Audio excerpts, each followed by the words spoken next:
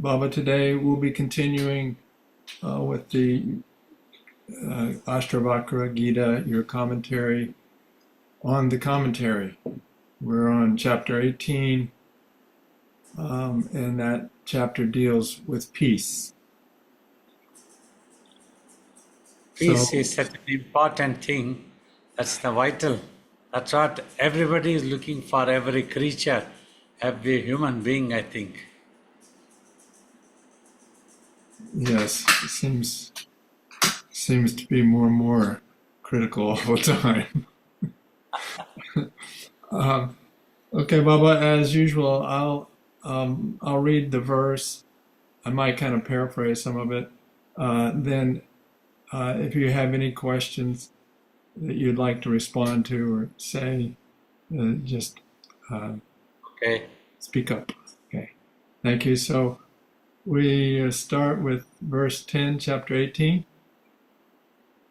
The yogi who has attained supreme peace has neither distraction nor concentration, neither learning nor ignorance, and neither pleasure nor pain. Every terminology we have used in this world, in all subjects, is an imagined word for the sake of communication and understanding in this world. In reality, the truth is beyond all such imaginations. Though we don't know what the world is, we have tried to name things or according to convenience of our imaginations. So, Baba, I know this is how you're talking about the terminology. We've come up with words to describe things.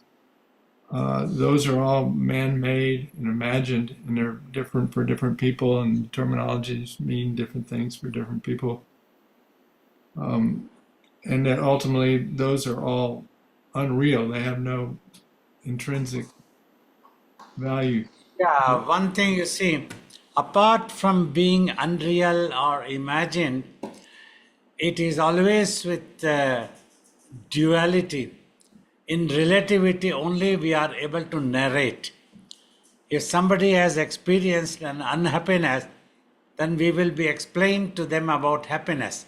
If somebody has experienced bad things in life, we can explain to them about good things, recommend and pray for them or bless them, any such thing. So it is always in relativity with the duality. I have told one is important because of the other. If you have experienced loss of peace, then you understand the value of peace. The peace becomes so important. If you don't have a single penny, then when that penny comes to you, it becomes so important, so valuable, honorable. You would like to spend that very carefully, not simply throw here and there. So this is what happened. So with the imagination in this world, we have got involved into dualities. One is important and one follows the other also. If you are happy, unhappiness follows, because the world is not according to one person's liking. It is going in its own way. Some people like something, some people may not like something. So one day you might like one thing and you might become happy. Another day you might not like another thing and you might become unhappy. Like this, every human being, every creature, they all experience happiness and unhappiness. Then one gets carried away. We don't know why this happiness is happening, why this unhappiness is also happening, from where did this unhappiness came. So we feel miserable ourselves. Nobody wants unhappiness. But yet, then we undergo that one. So we have to pray for happiness, we have to look for happiness, we have to work out how the happiness will come. My God, it is so much of stressful this world is. This is so much of conflict is there. It's so much of a big headache. What to do?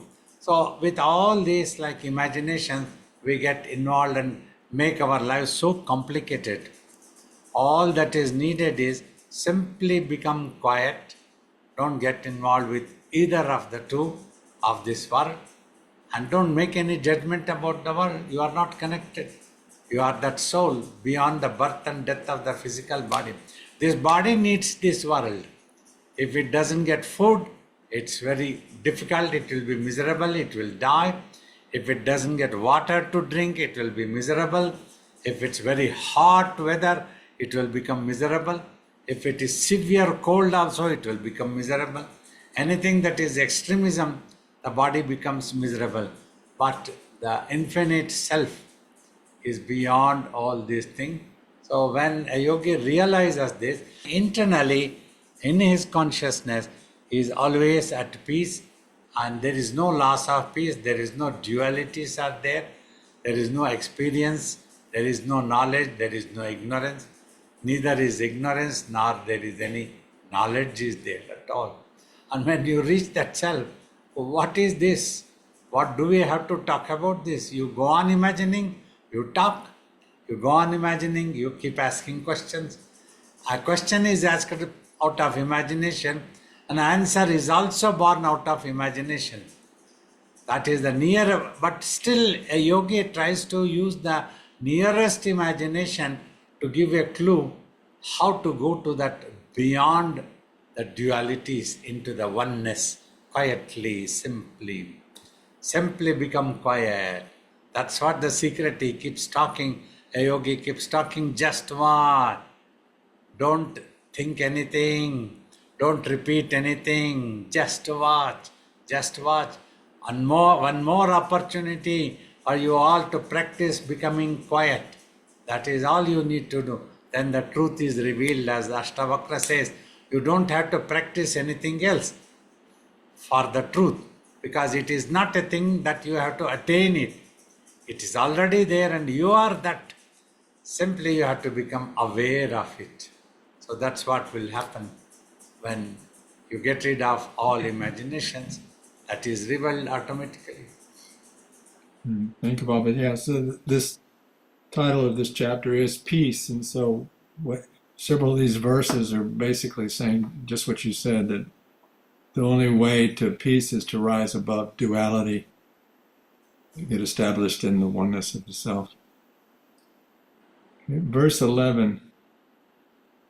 Whether in luxury or begging, gaining or losing, in society or alone, to the yogi who is free of conditioning, there is no difference. In your comments, Baba, yogis have no dualities. Their awareness of the self does not diminish whether in total prosperity or begging, whether they gain or lose anything. They will always be contented in the supreme peace of self-awareness. A yogi's life is unconditional in all states. That's how a yogi doesn't make any judgment about anything at all. The world is going on. He doesn't even recognize us in the mind this as a world, as a universe.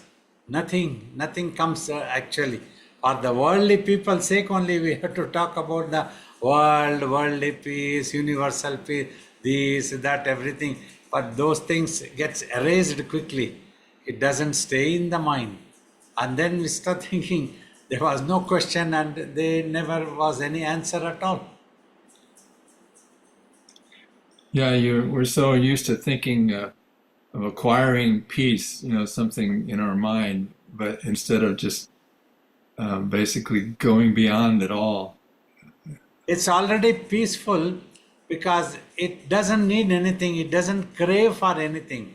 That's why it is peaceful. It is contented because it doesn't need anything for its existence. And that's why it is contented. It is at peace. No craving. Baba, how does it lose its way? How does it forget itself? Somewhere getting attracted to the imagination of illusion. Getting attracted. You keep watching, then you're getting attracted, then you become addicted. Without that you cannot remain. And you imagine your happiness in that. Oh, then you get frightened. My God, if we don't get, what will happen now? In imagination only, you have acquired an aeroplane. And then in imagination only you start worrying, what if somebody robs this aeroplane? By God, what will happen to me? And you are so stressed, in spite of the fact that you don't have any aeroplane for yourself, and there is no question of losing any aeroplane at all. But yet you are stressed out, simply by imagining the things. Thank you, Baba. Verse 12. Where are worldly goals of meritorious works, prosperity, pleasures, and even discrimination for that yogi who has gone beyond the dualities of this is to be done or this is not to be done? Your comments. Yogis don't have any intrinsic or meritorious work duties. They don't have any sense of enjoyment. Where are these discriminations? A yogi has transcended all worldly pleasures by achieving supreme peace. A yogi has attained the highest in peace and contentment. Such a one will never be attracted to lesser pleasures of this world. A yogi will not have any compulsion such as this is to be achieved. They have achieved the supreme. After achieving which there is no need to achieve anything else. So after achieving that awareness of the self, you realize there is nothing else to achieve. And simply you go on working. Suppose this mission, there is no such thing that the mission is yet to be accomplished or not yet completed. I should not die. No problem. Even the next moment, if the body dies, the mission is accomplished, finished. Until now, whatever we were doing, that was the mission and that's accomplished. Because the divine will bring some other yogi when he wants to carry on this. If he wants to carry on the ignorance, he will play with the ignorance. Suddenly he will bring a yogi if he wants to bring in a knowledge. And the yogi gets enlightened and he talks. This is it, this is wrong, this is how it has to be. Like that, it is all divine play simply. We have nothing to gain, nothing to lose. A lot of books might be recorded. Thousands and thousands of photos of Baba's body might have been recorded. Videos are also there. So, still there is no such excitement. After our body dies, also people will be watching. Because one day this earth itself will be finished. Sun and earth, everything will be finished. With that, all history, everything that is in the world, everything will be finished. A new creation might happen somewhere, a new thing might come out. In that creation, nobody may know about Shiva, Rudra, Balayogi or who was there and what photos were there, what the photography was there. A new thing might simply come up. So when you go to that extent of highest truth, then nothing is there. So there is nothing to feel stressed out, nothing to feel excited, and that's it. It's getting over the ego, Baba, that sense of I am this, I am that. Yeah, that everything ends there. One, as long as the I is there, the I needs this, I need that, and that is mine, this is mine. The I itself is finished. Silent, nothing. I have nothing to claim that this belongs to me. I myself is not there. What does belongs to me there? All right. Thank you, Baba. Verse 13. The yogi who is liberated while living has neither any worldly duties to perform or any attachments to anything. Their actions whilst the body is alive are the effects of past actions. See, the other day, some people were discussing why many people doesn't get attracted to a yogi. That I don't have anything in the mind, why they don't get attracted, why they get attracted, why 100 people come, why 1,000 people doesn't come. These ideas are not there in my mind. I simply go on doing. That is all. So there is no such thing that I need to have 50,000 people meditating with me. I don't have such statistics. I don't work out at all. I don't claim that I initiated for 10 million people. There is no such thing, ideas at all. Everything is dropped. Simply when it happens, a question comes, would you like to do the Zoom? Then I see the calendar. Oh yeah, there is no other engagement. Yeah, we can do. We will do it simply. And the questions come and the flow comes. And another person was asking, okay, I need guidance on this topic. Tomorrow I have to do. Just you go on asking the question. Just now I cannot frame up and imagine anything. At that time, when you come to the Zoom, you ask the question, answer will automatically come. Just now I don't know what the question is, thus I don't know what the answer also. So once the question comes, the answer will also come. Hazrat, how do you say that? I don't know. It happens like that. So the answers just come spontaneously. Spontaneously at that time, depending on the question, the answer comes. From the World Bank.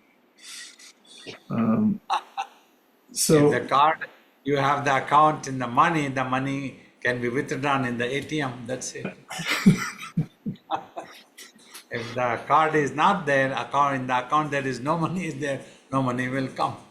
So Baba, does a yogi doesn't have imaginations when you're just sitting there with nothing to do?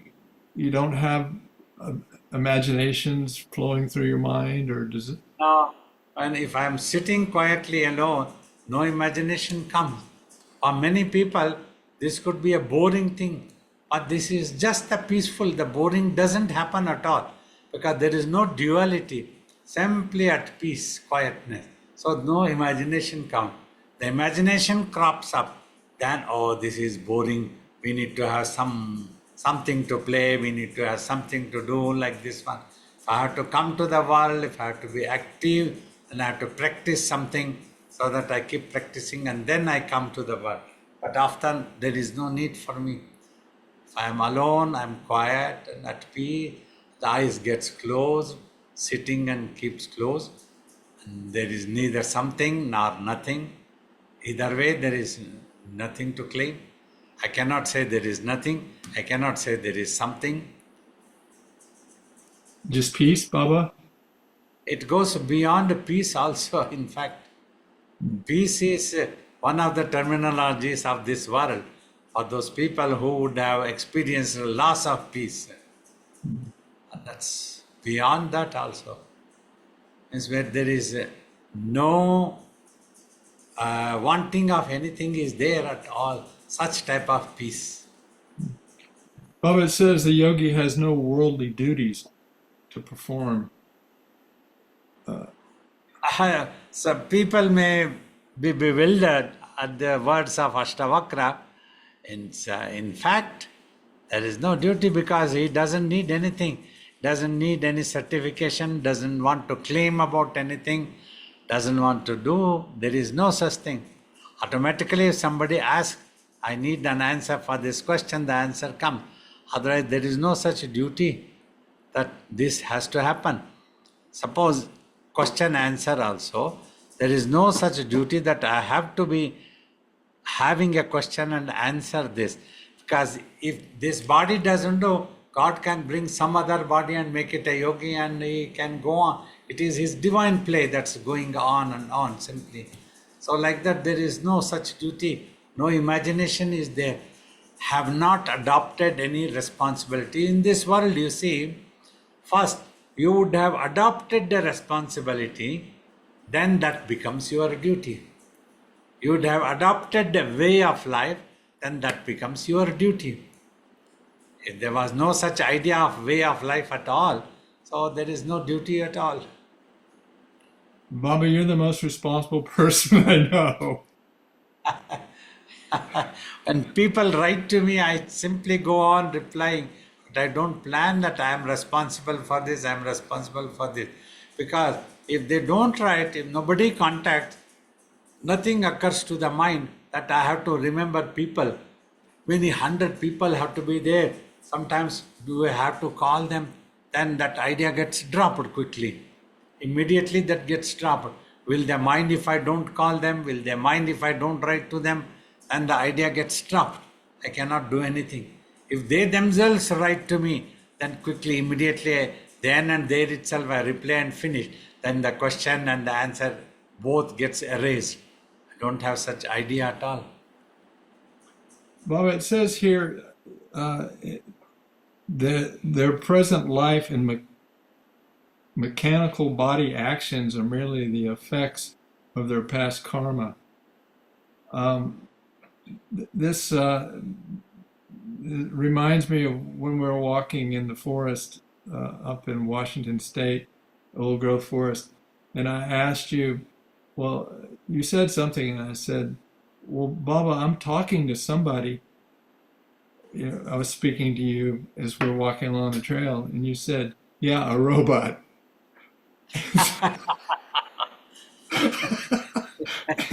And so here, their past life, mechanical body action. So this is like after self-realization, there's no karma to motivate, to force you into doing something, but and you said that the attachment to anything of this universe, there isn't any. The life and mechanical bodies and actions are merely the effects of past karma. So it's just karma that keeps Simply the previous things keeps on mechanically happening. For this, I think only Ramana Maharishi said, the fan is running, you switch off the electricity, then after some time, it takes some time for the fan to come to a complete halt. So the fuel to the brain has been switched off through the tapas. The mind has become quiet into the self. So this will go on for some time until that previous fuel was there. Once that is finished, the body gets dropped. So many people ask, yogis know when they will drop the body, they can understand everything of the future. I said, these are all myths. Nobody thinks about it when I have to drop the body. This idea doesn't come at all. This imagination doesn't come. And I really don't know when this body will get dropped. It can happen tomorrow. It can go on for another 10 years. We don't know what it is. Because that idea is not there in the mind. That is collapsed. Everything is dropped. One day this will go. As long as the fuel is there, mechanically this will go on working. This will go on working. Sometimes if there is, sometimes don't feel like working, just keep sitting. It looks like there is no work at all. Suddenly somebody comes, no, this payment has to be done, this has to be done. Then it goes and works into that, give that payment and finish, and that's it.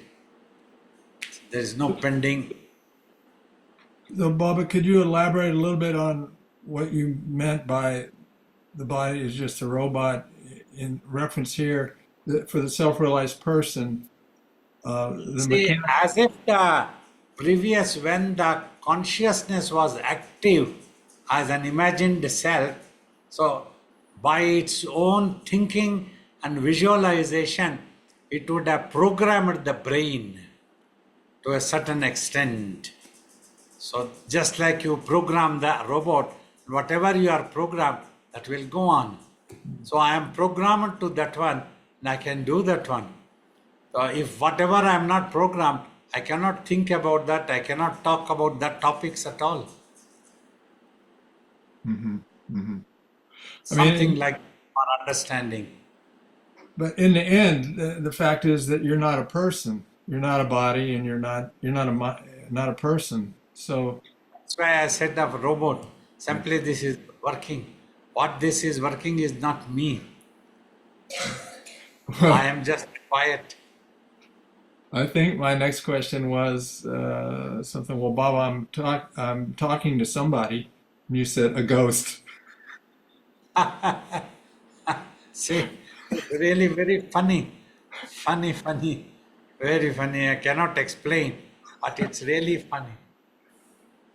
I am not there, and this body is not me. Then what is this? Simply a mechanical. Either you call it robot or a ghost or whatever it is simply working. Yeah. No, I mean, it was profound, really. Probably many people on have had some experience like that. Not maybe beyond the eye, but some experience of feeling like they're just a witness. They're not involved with the body or the mind. Uh, Also, Baba says here, if a yogi comes across suffering of others, or if somebody prays for them to help, they'll always be compassionate and considerate. They're not indifferent. Yeah, definitely. We do not ignore. If anything comes, then the consciousness becomes compassionate for a while. They tell, okay, we will pray for you. That helps them to give faith and devotion. That faith will work for them. They will get connected to the divine. It's like the telephone operator. I just take their mind, connect it to the divinity, telling them, have this faith. Don't lose this faith. Then nobody can help you. No God can come. If you have faith, God will help you. That must I teach. In between, I am not existing at all. I don't fulfill their prayers. I don't do anything for them. I just connect them to divinity. You pray, I also pray, and that's it. So, Baba, is it important to ask divinity or for something that you want? Or I've always kind of gone on the basis divine knows better than me what I need. And let them decide. But If you need something in this world, there is some suffering, you want peace. So let this happen. So at that time you can ask. For ordinary people it is important, the Bhakti Marga. One might have become a yogi and may not be important, but for others it is important. Thank you, Baba. Verse 14. Where in delusion, where is the universe? Where is meditation? Indeed, where even is liberation for that great one who rests now beyond the world of desires? It is like, you see, the space doesn't needs to get liberated. It is already liberated. Simply everything is in the space, and when impermanent things, whatever is in the space is impermanent. When they have to disappear, they will disappear. In whichever way, whether it is earth, whether it is sun, whether it is a galaxy, whether it is a Milky Way, anything, it will simply disappear. And space is already liberated. It doesn't have to be liberated. Nobody is binding the space. No matter can bind the space. Simply if the space imagines that I am binded, this is mine, that comes. If the I thought comes, then this is mine, thus the mind binds. Otherwise there is really no binding at all. It is already liberated. That's what you realize. You are never in bondage. Simply by an imagination, you are binding. I have imagined this recording device is mine. That means I have imagined that if I am there, this is mine. Then that is stressful. Oh God, what if somebody breaks this? It doesn't come to the mind simply. It is there we operate and it records. And I don't get time to listen again what we conversed again. Simply by a practice of mechanism that goes. Otherwise, the consciousness is already liberated, just like the space is also liberated. Thank you, Baba. Verse 15. One who sees the universe as real may try to make out that it does not exist, but that one whose consciousness is clear of imprints, though seeing the universe, does not see it. Though bodily they see the world, a yogi actually in consciousness they do not see anything. See, one important thing today, let's talk about a movie. One is ordinary audience. He is thinking the movie as real. For him, such a thrill. Good is happening, bad is happening, there is a villain, there is a hero. Another is realize, he is fully aware, he is the one who directed and produced that movie. So in his mind it will come, or the moment when he was shooting the movie, simply the actors were acting all artificially, they were hung like this, but in the movie it appears as if they are flying in the air. Simply with ropes they were hung and they were brought over here. So how the shooting had happened, everything was artificially done. And in a small pond, a ship-like structure is come, and the Titanic movie shows that the big ship is submerging in the ocean. For one person audience, it is such a real, and this is so panicking, so such a tragedy. For the director and the producer, he knows that it was in a small pond and only a small ship-like structure was made to be submerging in that one, and nobody got hurt really. Everything was simply an acting. So the two persons' perception changes. Movie is the same. The same way what Ashtavakra is saying, this world also is a movie going on. For a person who considers it real, it is so threatening, so stressful, so headache. The one who has realized this is all, this is it is, so it is no stressful at all, nothing is just he is smiling. So this the same consciousness is acting simply, fooling itself, going around and harming itself and trying to harm itself. Though it doesn't harm, it feels as if it is being harmed. So much of things happening. Baba, but if you're not liberated, and you hurt yourself, you close your finger in the car door or something, pretty hard to tell somebody it doesn't hurt. It's not Yes. Even for a yogi also, in a body, suppose you make a cut, the pain can be there, but the mental suffering will not be there, because the consciousness is in touch with the brain. That one need to understand. Until the body is there, we saw with Swamiji also, other yogis also we have seen, the pain is there, but they can bear the suffering and they keep quiet and it happens, but the pain will be there. The leg hurts and their blood comes out, that needs to be attended. So, but the consciousness doesn't suffer like that one. Oh, something is happening, my blood is going on. There is no such panic. You just see some blood is coming out. Okay, some blood needed to be given to God, has taken away some blood. That is all, it will be all right. Okay, we will apply some ointment, it will be all right. Baba, is it like you witness the pain? A yogi just witnesses the pain, he's aware of it, he's having it, but he's just not involved? Witnesses the pain. But if it becomes too unbearable, so some anesthesia will have to be given.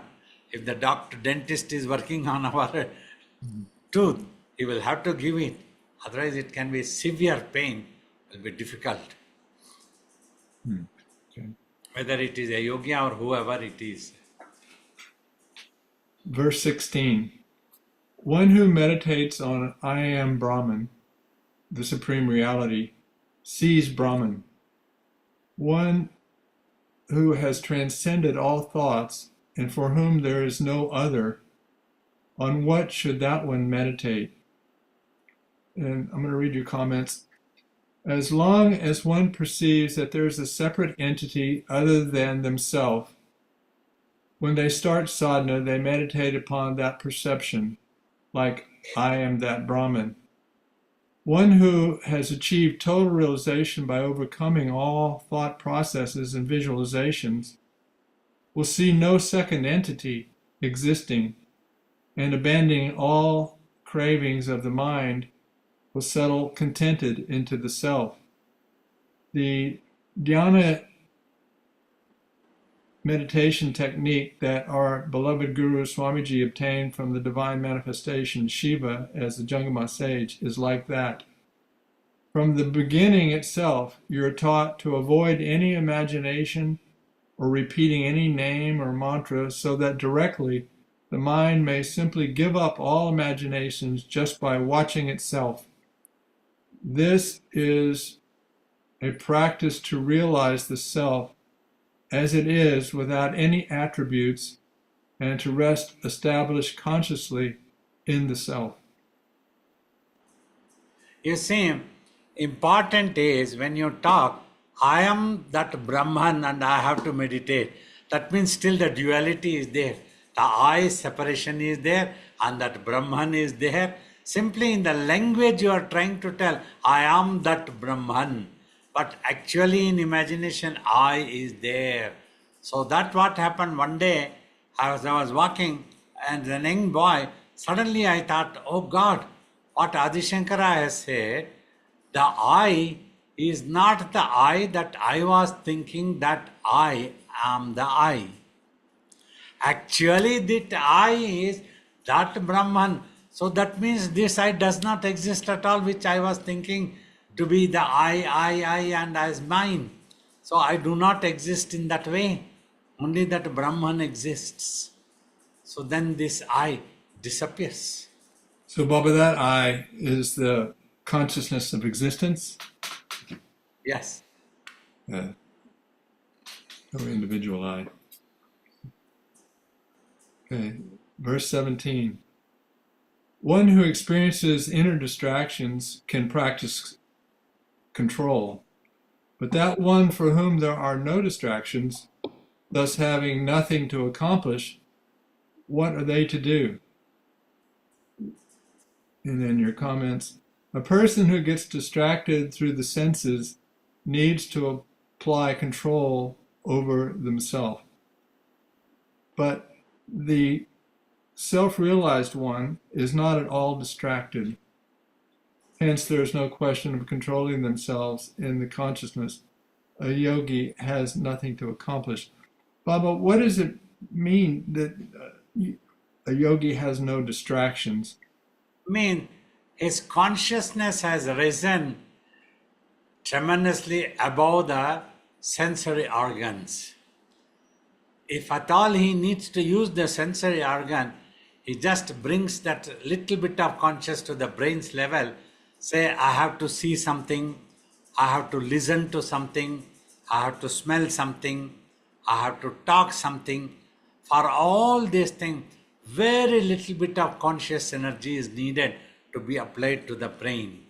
So thus, he will not lose control over that consciousness further. Once the job is done, it goes back, it's withdrawn. Job. The servant goes there, he finishes his job in the post office and comes back.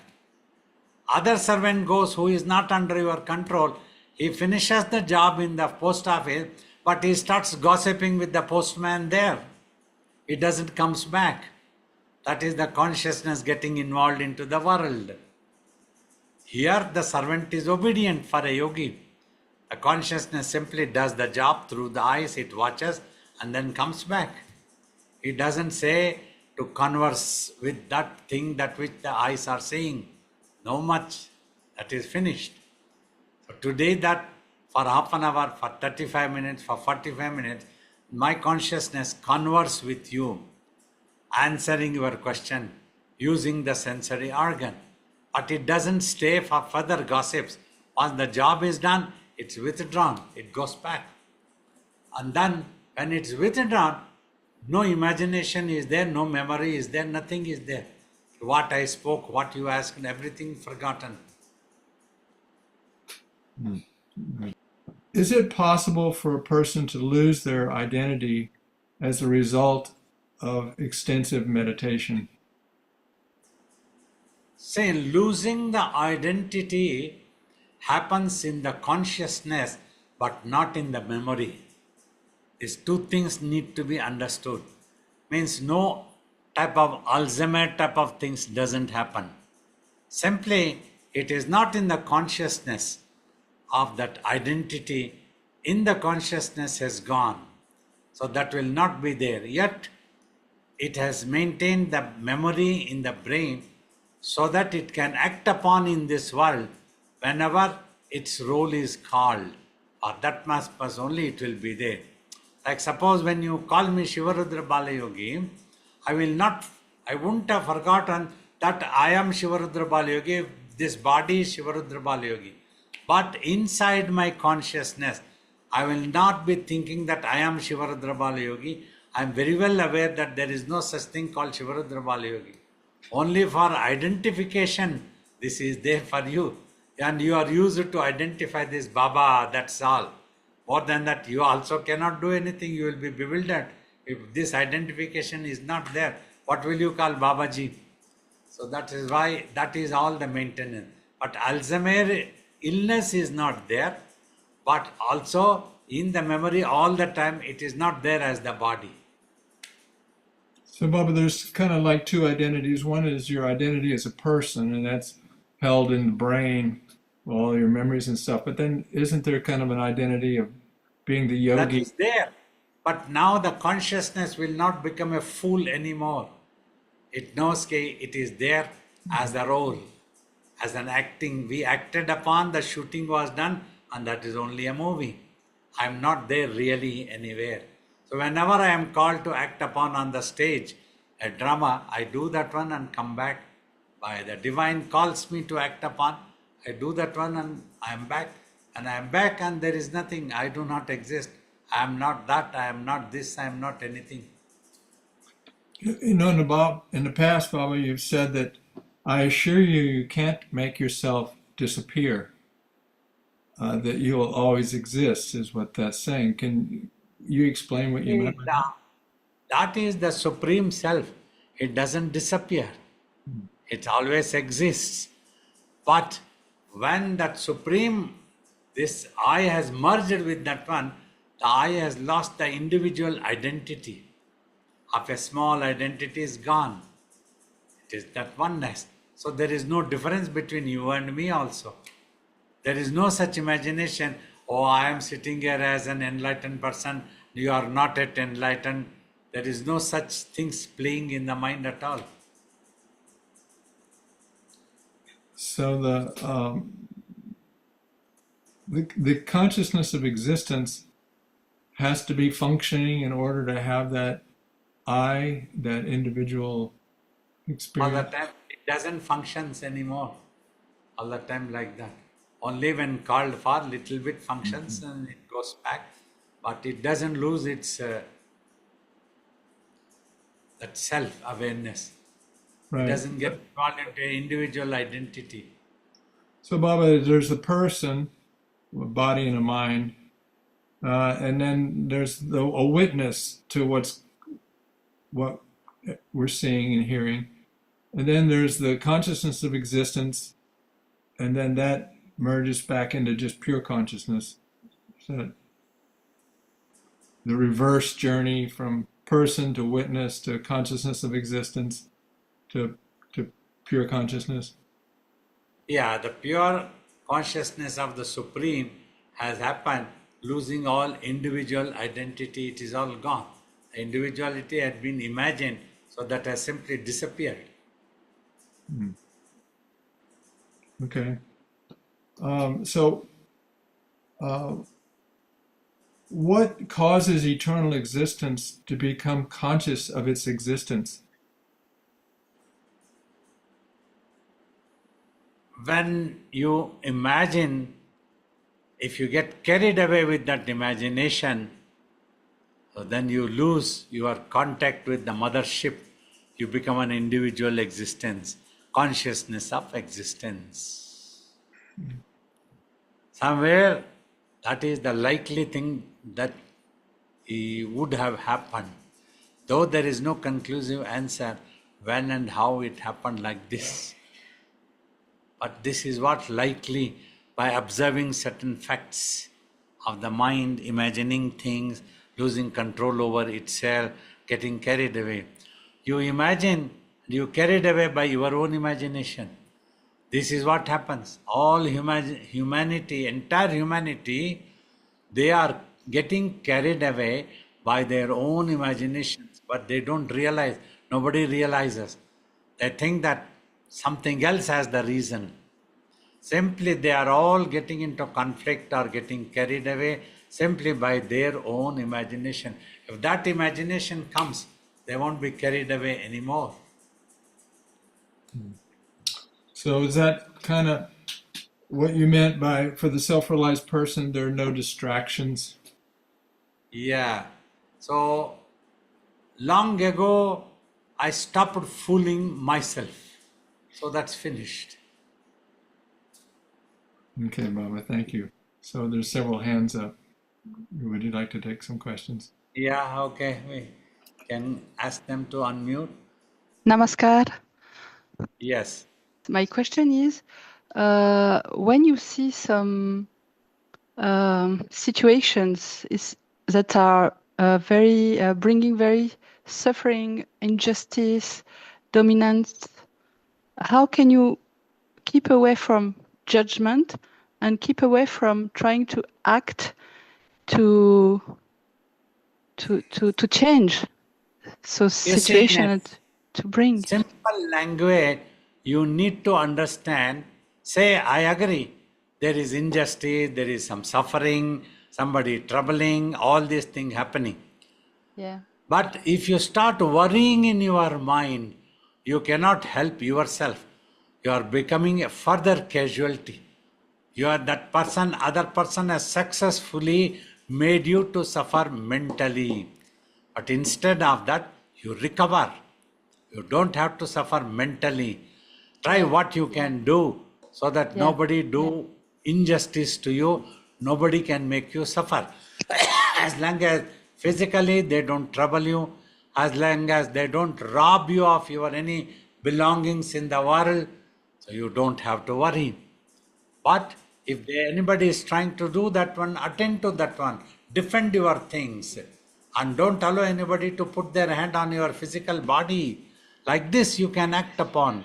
So instead of worrying, so if you simply keep worrying and making judgments, oh, this person has done injustice, and that is playing on your mind, then your mind becomes a casualty. That's what I'm trying to teach. I fully understand if there is injustice, you have to act upon so that you overcome that injustice.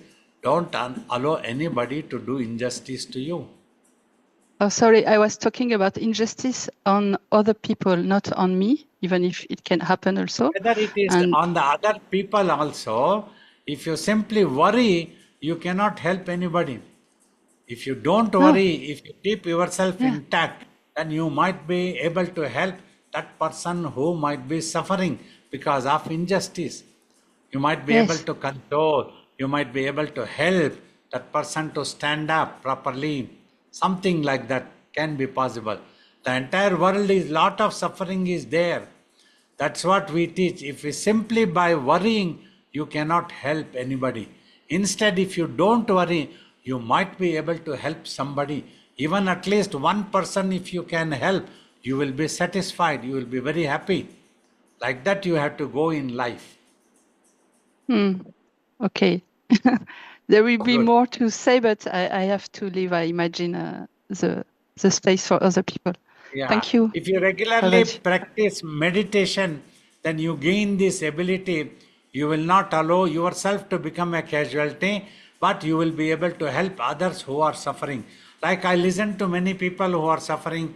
I try to console them. I try to help them, pray for them, whatever is possible, little bit like that. But if I start worrying myself, then I will also become a patient. So that is important, what I am trying to tell. Okay, good. We'll pray for you. Pranam Babaji, Pranam. Yes, Yes. Babaji, my question is like in Ramayana, they say like, I think it is from Ramayana only, जाकी रही भावना जैसी प्रभु मूरत देखी तिन तैसी. So this is Please about, tell this in English so that others also can understand. I think it means the person who understands, it is Avadhi, है ना? The person who understands God in different forms. I think the God is only, I don't know exact, I mean. Simply you see, God appears to people the way they perceive. Right? Yes, yes. Ah. So now Okay, what is your so question? this is so that means like Raman, it can be God for some people, right? And the stone can be God for some other people. Ram is for somebody else. Is it the same? all depends when you imagine a person or a certain thing as a God, about that what you are imagining also it makes difference. So that is what the faith and devotion. What Faith. say suppose Ravana you are talking, whatever Ravana is not important. If you have that faith from a distance, you maintain that faith, so that will help you. Yes, Babaji. Yes, my next question is, Babaji, like, can one meditate like when one is traveling for 5 hours and he knows they are in a train, plane, or a car. Other than that, we cannot meditate. So within this 5 hour, can we take some time of 1 hour and meditate traveling? You can try, it will be very difficult when the train is moving, other people are talking, you will be so distracted. But if you try, take care that your mind doesn't get distracted and try to concentrate and watch in the front. So you try that one, no harm in trying for 1 hour. Huh? Okay. One last question is like, Babaji, like about worldly duties of the yogi is finished like this, right? There was one statement. So, but hunger, if the hunger arises in a yogi's body, then he has to work to earn the It is and to maintain the body. You see, for sake of you all, to look after the body, there is no need that I have to torture this. If there is hunger, we give some food. But if I don't get food, I don't go into a craving, I don't go into a crying or worrying. I am at peace always. but Duties then the are yogi finished. would start earning. That's what Ashtavakra means. Ashtavakra means that he won't be into a craving. Oh, no food is coming. My God, what to do now? If I don't get food, what will happen to me? There is no such worry and craving. If for 2 days, if you don't get proper cup of tea, then you will start cursing your husband. You will start fighting, right? A yogi will not do any such things. Yes, Baba. Okay, Baba. Thank. Thank you.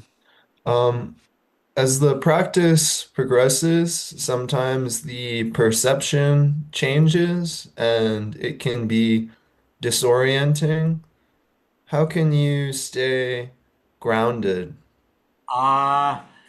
If the practice is in the right direction, it should not become disoriented, actually. That's important. That means the mind is getting distracted. You have to take care those two things.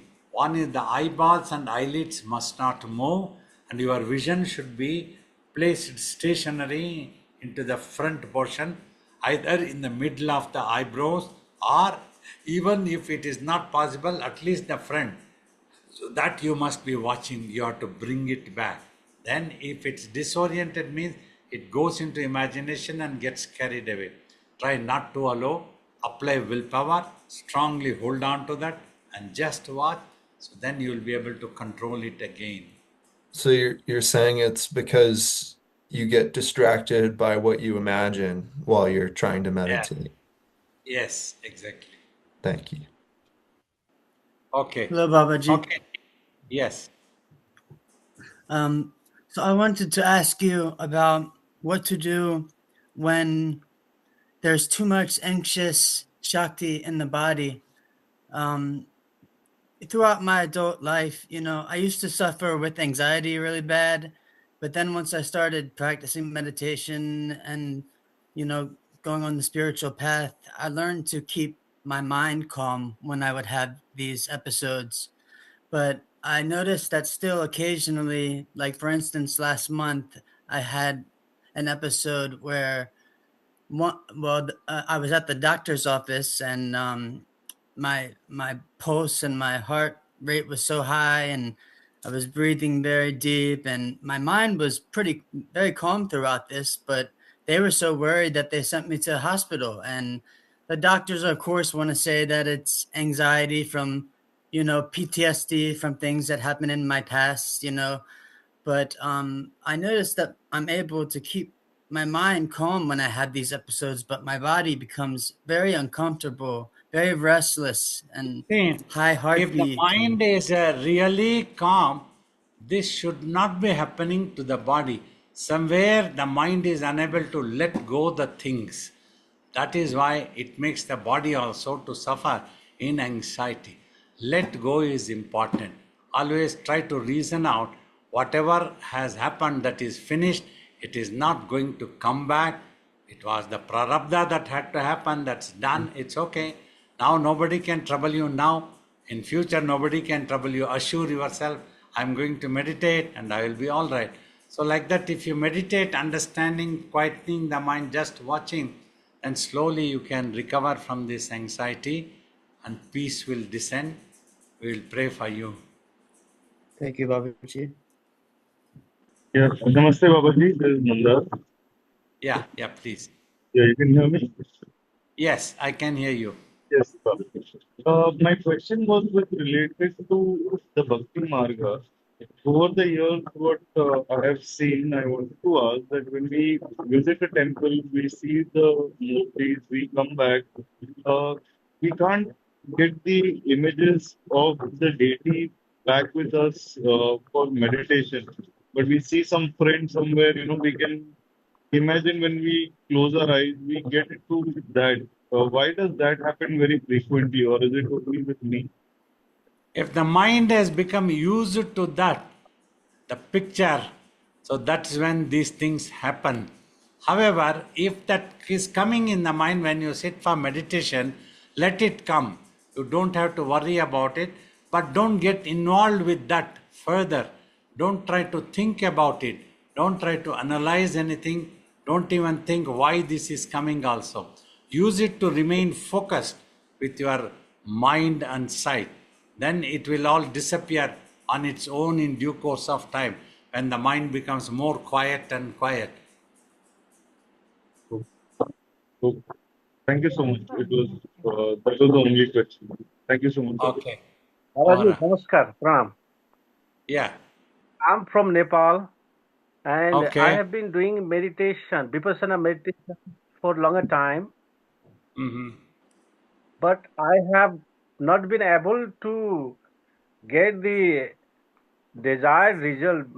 You see, the mind needs to quiet and remain focused in meditation is very important. Like the meditation we teach, you try this one also, keeping the eyes closed. Are you hearing me? Yes, Baba.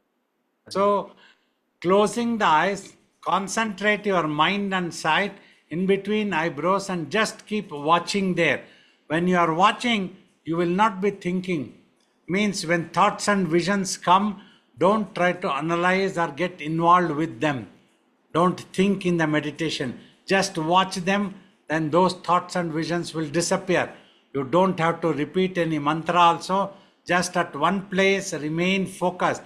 Then in due course of time, peace will descend and your concentration will improve. Smoothly the meditation will go on. That focus is very important.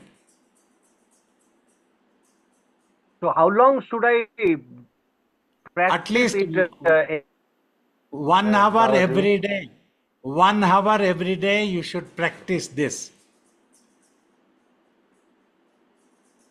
Then it will be helpful. Pranams, Baba. Yeah. My question is, we have our thoughts that come from like seeing, judging, analyzing, and coming to a conclusion. And then there's something that seems more like a spontaneous, inspired thought that drops in. But I might say like a divinely inspired idea. Is that also just my imagination?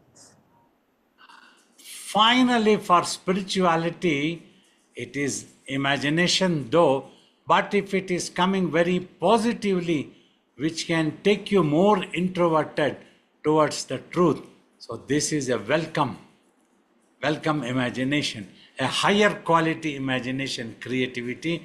The mind is creating so that it can remain focused and eventually go introverted. Thank you, Baba. Yes, Baba, there's one in the chat. Okay. Shivani asks, what is the difference between the consciousness of existence and pure consciousness? It is the same. Just for sake of understanding, to tell that I, like Ramana Maharishi said to you, who am I?